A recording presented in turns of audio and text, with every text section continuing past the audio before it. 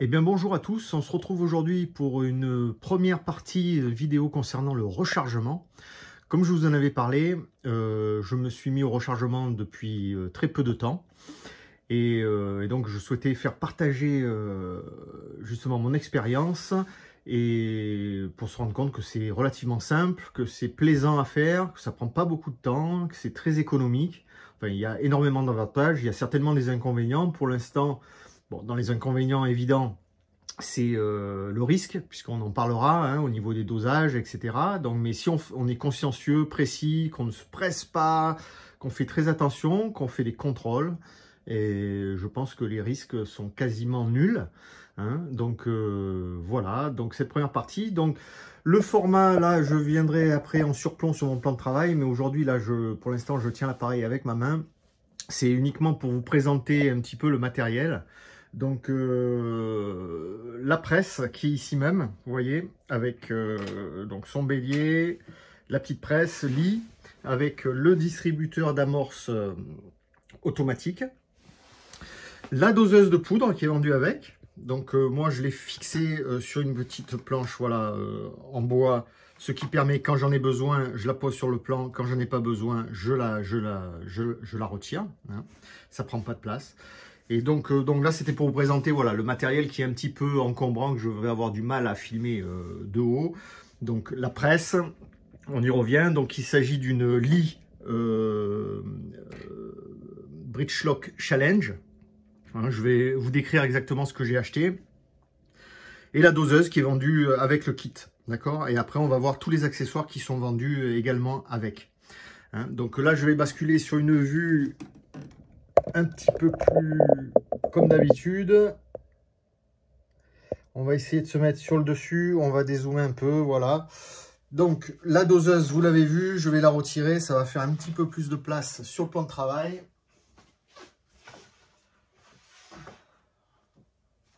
Voilà. Et donc là on se retrouve en situation un petit peu plus normale. Donc avec la presse que vous avez vue, il faut rajouter le jeu d'outils. Le jeu d'outils, donc il y en avait un sur la presse, c'était le siégeur d'ogive. Là, on a l'outil qui sert à désamorcer et recalibrer l'étui. Et là, enfin, on a l'outil, vous voyez l'intérieur, de sertissage. Avec la petite dosette que je n'ai pas utilisée. Juste pour, je parle des outils. Alors sur cette presse, il y a un système qui est fait pour chaque outil pour montage et démontage rapide. Et pour ceci, il faut que ils sont montés. Alors je sais pas si je vais, ils sont montés sur ce qu'on appelle des bushings, des petits bushings. Donc c'est une pièce métallique là, vous voyez, qui vient s'ajouter. Alors je vais essayer d'en démonter un quand même, ça serait sympa, mais bon c'est pas évident parce que c'est réglé. Voilà, voilà.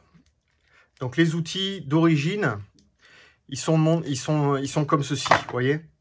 Ils sont comme ceci. Et il y a un bushing vendu avec le kit. Sachant que le but, c'est de changer d'outil sans dérégler. Donc si vous avez qu'un bushing, vous allez pouvoir retirer un outil.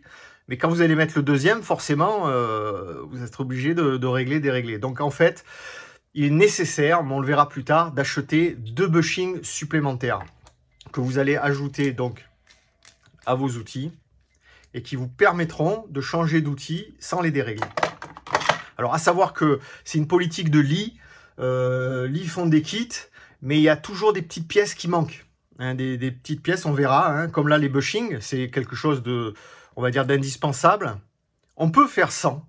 Hein, on peut commencer sans, il n'y a pas de problème. Mais bon, c'est un petit peu pénible à chaque fois qu'on retire un outil de devoir régler l'outil, etc. Donc en fait, c'est des coûts qui sont indirects. Donc prévoyez l'achat de 2 bushings supplémentaires, une vingtaine d'euros. On verra quand on va détailler les coûts ensemble.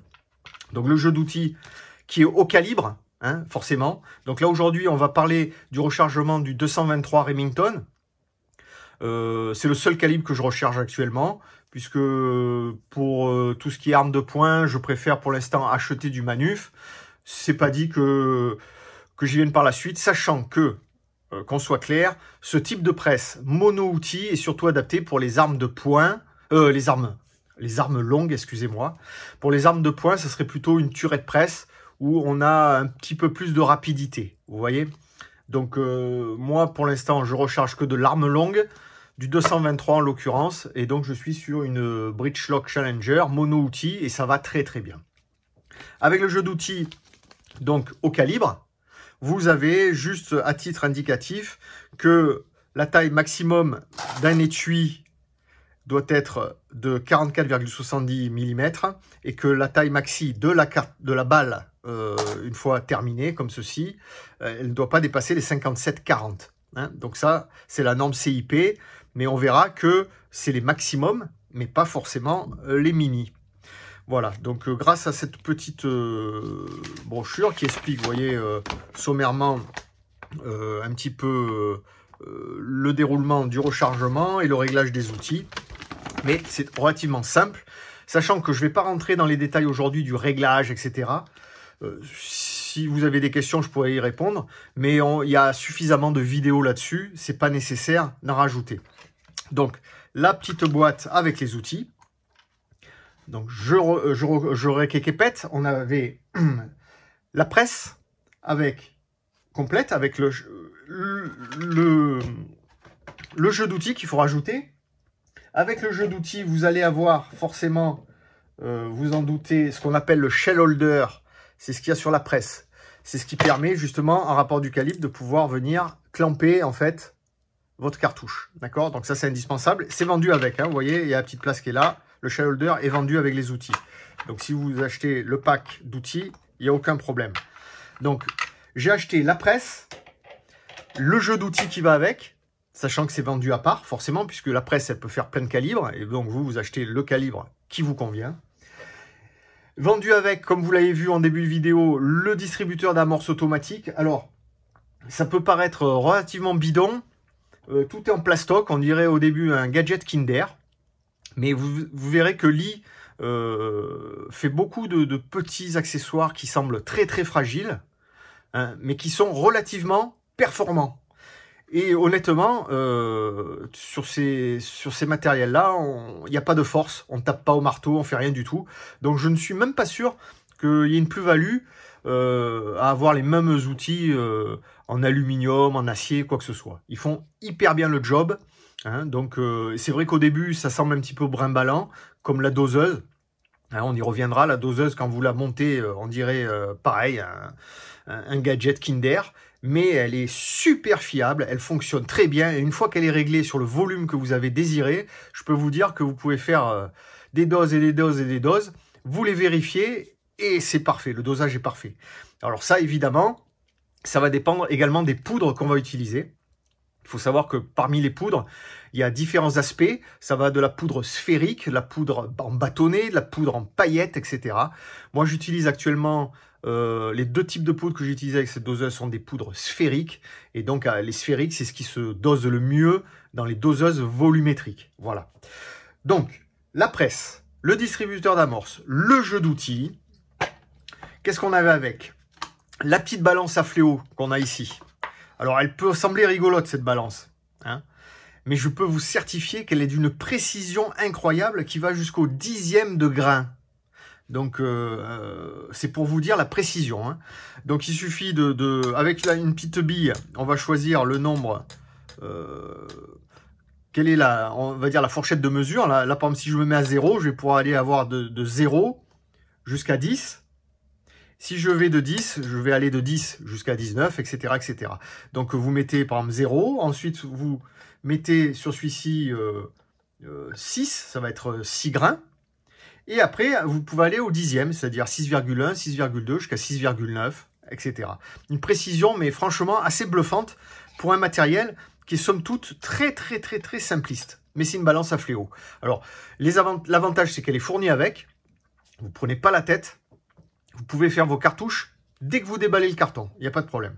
Je ne vous cache pas que par la suite, il est préférable d'avoir une petite balance supplémentaire, notamment une balance électronique qui vous permettra d'aller plus vite et surtout d'avoir un double check, d'avoir un double contrôle au niveau des pesées. Donc ça, c'est vendu avec. Qu'est-ce qu'on a après? Alors, c'est facile. Hein, on a vu une bonne partie. On a le lubrifiant. Donc, le lubrifiant qui va permettre quand vous allez recalibrer vos étuis, de les lubrifier, parce que sinon, ça risque de coincer. On en reparlera. Les outils, donc la doseuse, on l'a vu. La balance à fléau, on vient de la voir. L'entonnoir, toujours un peu pratique quand même, si on veut pouvoir, une fois qu'on a fait la dose de poudre, on met donc l'entonnoir sur notre étui et on balance à l'intérieur. Donc sachant que on va pas peser chaque dose, on va mettre notre étui sous la doseuse, on va faire tac, on met la dose, on pose, on passe au suivant, on pose, on passe au suivant, on pose, on passe au suivant, on pose. Et en toutes les 10 cartouches, il est préférable de le faire. On balance, on met dans le petit plateau, on pèse, on vérifie. Si la masse est bonne, hop, on remet la dose dans la cartouche. Terminé. Donc l'entonnoir, il faut l'avoir, mais vous n'allez pas l'utiliser tout le temps. Hein. Quand votre doseuse est réglée, il faut savoir qu'on met l'étui sous la doseuse, on actionne le levier et on pose dans notre petit plateau, notre petite boîte, et on passe à la suivante, etc., etc., etc. D'accord ? Ensuite, donc le distributeur d'amorce, on l'a vu. Et enfin, qu'est-ce qu'il va avoir de plus dans le kit? Il va avoir quelques petits outils qu'on va voir ensemble. Donc, il s'agit de celui-ci. Donc, c'est un petit outil, donc small et large pour nettoyer les puits d'amorce. Donc là, sur le 223, c'est du small rifle, donc petit. Et hop, ça vous permet, vous voyez, de faire un nettoyage du fond du puits d'amorce. Donc vous voyez que quand même il est relativement propre déjà. Donc sachant que c'est pas quelque chose de vraiment super indispensable, mais c'est bien de le faire. Attention, ça ne chanfreine pas. Hein, on en reparlera plus tard, c'est juste pour nettoyer. Ensuite, au niveau du distributeur d'amorce, donc il y a les sièges d'amorce. Vous voyez ces deux petites pièces métalliques qui se mettent sur la presse. Donc moi, celle qui est montée, c'est la small, et forcément il y a la large que je n'utilise pas. Si un jour je fais un autre calibre ou du 45 ACP, par exemple, j'utiliserai celle-ci. Qu'est-ce qu'on a d'autre? On a ce petit outil là qui est fait, en fait, si vous avez rectifié la longueur de votre étui, vous allez pouvoir nettoyer et bavurer l'intérieur de la douille ainsi que l'extérieur du collet. D'accord? Intérieur, extérieur. Ça, c'est ce petit outil-là. Et vendu avec. Alors, je vais démonter parce que, en fait, vous allez voir. Enfin, je ne vais pas le démonter.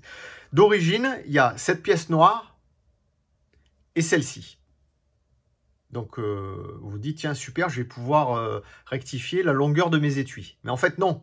Parce que ça, c'est pour tous les calibres. Maintenant, il va falloir acheter en option le petit shell holder qui est différent de celui qui est sur la presse, que vous allez venir visser ici.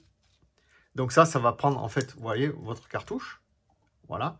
Et il va falloir acheter la petite jauge qui se visse sur l'outil par rapport à votre calibre. Donc là, c'est du 223. Voilà. Hop.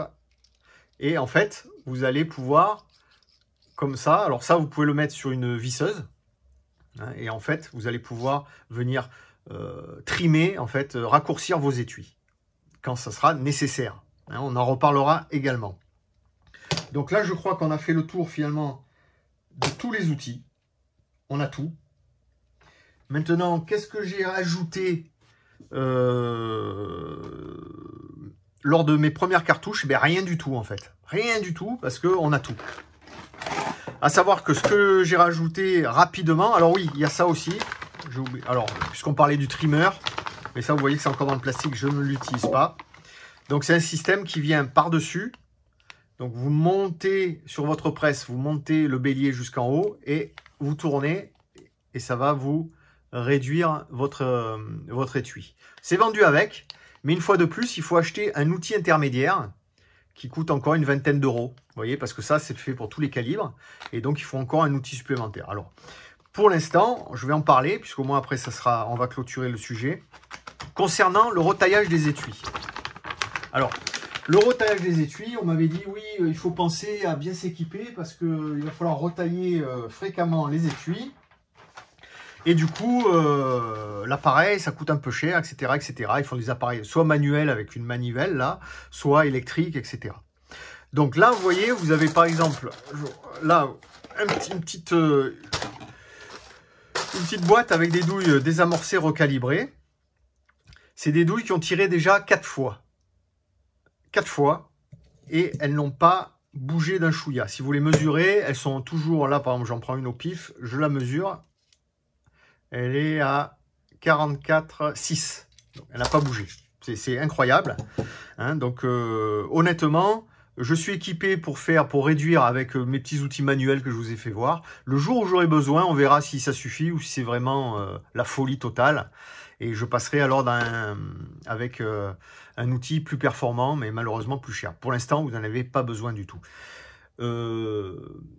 Dans les outils que j'ai ajoutés, je vous ai dit qui est nécessaire, j'ai oublié de vous préciser, c'est le pied à coulisse. Le pied à coulisse, pourquoi? Parce que vous allez devoir vérifier vos longueurs d'étui, vos longueurs de cartouches. Hein, tout ça, c'est important. Donc, il vous faut un petit pied à coulisse qui n'est pas dans le kit, forcément. Donc ça, c'est indispensable. Voilà, j'avais oublié de vous le préciser. Donc, je pense que là, c'est la première partie, la présentation du matériel. Donc, je vais juste, on va juste parler des avantages. Pourquoi recharger, en fait? Ben alors, les avantages, c'est, on va maîtriser l'ensemble des facteurs de bout en bout, en fait, hein, puisque on a l'arme d'un côté, et là, on va faire vraiment la cartouche du début à la fin. Donc, ça va nous permettre justement de pouvoir avoir des choix de poudre, des choix d'ogives qui sont, il y a un éventail incroyable. Dans les avantages, pourquoi recharger? Il y a également, comme vous le savez, le quota. Vous savez qu'avec une arme en catégorie B, vous avez un quota de 2000. Vous pouvez acheter que 2000 cartouches par an. Alors, 2000 cartouches par an, si vous tirez ne serait-ce que 100 cartouches par semaine, bon, vous n'allez pas aller loin, vous voyez. Donc, l'avantage de recharger, c'est qu'il n'y a plus de quota. Vous pouvez faire autant de cartouches que vous voulez. Attention, hein, vous ne pouvez pas en stocker 10 000 chez vous, mais vous pouvez en faire une centaine, vous les tirez, vous en refaites une centaine, vous les tirez, vous pouvez en faire 200, vous en mettez 100 de côté, vous en tirez 100, etc. Donc, il n'y a plus de quota, vous êtes tranquille. Dans les avantages, il y a le fait de pouvoir développer une cartouche qui est vraiment adaptée à votre arme. Parce que comme on le dit souvent, une arme, une cartouche. Pourquoi? Parce que surtout sur du tir, on va dire, à moyenne distance, 100 mètres, 200 mètres, voire plus, on va avoir de nombreux facteurs qui rentrent en jeu. Et chaque arme est différente. Le canon de l'arme, il va avoir un pas de rayure différent. En 223, il y a du 1,12, il y a du 1,9, il y a du 1,8, 1,7. Bon, il y a un petit peu de tout. Donc, ce pas de rayure, ça va être... en fait, c'est une longueur sur laquelle l'ogive va faire un tour pour se stabiliser. Donc, il va falloir prendre en compte le pas de rayure, la longueur du canon, pour s'assurer que quand même elle ait le temps de faire un tour ou voire plus. Hein.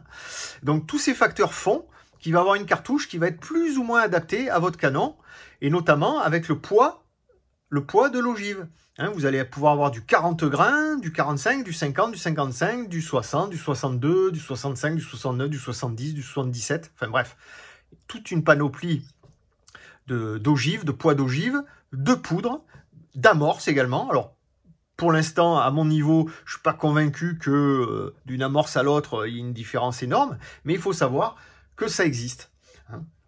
Et enfin, puisqu'il faut en parler, hein, il y a la disponibilité aussi, qui est importante dans le choix du rechargement. Moi, il m'est arrivé, pas actuellement sur les armes longues, puisque je recharge quasiment depuis le début, mais sur les armes de poing, d'arriver au magasin, de dire, voilà, je voudrais acheter 1000 cartouches en 9 mm, et on me dit, désolé, il y a une petite pénurie en ce moment, il n'y en a plus, etc. Et on se retrouve comme un con. Donc là, quand vous avez le matos chez vous et de quoi faire X cartouches, vous êtes tranquille. Vous savez que vous n'avez plus rien à acheter. Et donc, vous êtes à tout moment, vous pouvez vous faire quelques cartouches. Et enfin, le dernier point, c'est les coûts. Hein, donc, il faut savoir que grâce au rechargement, vous allez réduire vos coûts de façon drastique. Hein, vous pouvez approcher les 50%. Donc, vous allez pouvoir baisser le coût d'une cartouche pas chère. Si vous achetez de la cartouche pas chère, vous allez l'acheter entre 20 et 25 euros la boîte de 50. D'accord? C'est de la cartouche, c'est pas de la cartouche match, mais qui fonctionne très bien pour faire du petit parcours, pour faire plein de choses. C'est très sympa. Vous rechargez la même cartouche, vous allez la diviser quasiment le prix par 2. D'accord? Mais vous pouvez également, vous avez vu, en magasin, il y a la cartouche match. La cartouche match, elle coûte très cher. Et bien là, vous allez pouvoir, vous, à la maison, vous faire de la cartouche match, tout en ayant un coût, en fait, avec le prix d'une boîte de cartouches classique, vous allez pouvoir faire des cartouches super. Voilà, donc tout ça pour résumer un petit peu les 3 questions qui étaient pourquoi recharger, quels sont les avantages et les coûts. Voilà, donc là ça va être la fin de la première partie, puisqu'on en a déjà dit beaucoup, après ça va être un petit peu trop long. Et on se retrouve pour la deuxième partie, où là on va rentrer un petit peu plus dans le vif du sujet, et on va détailler quels ont été mes choix, moi, dans les composants de rechargement. Et ensuite, quel est mon process, je vais essayer de vous détailler quel est mon process de rechargement. Pensez à vous abonner pour ne pas louper de futures vidéos, pour ne pas louper les suites. Et on revoit tout ça dans la prochaine. Je vous dis bye bye et à très vite.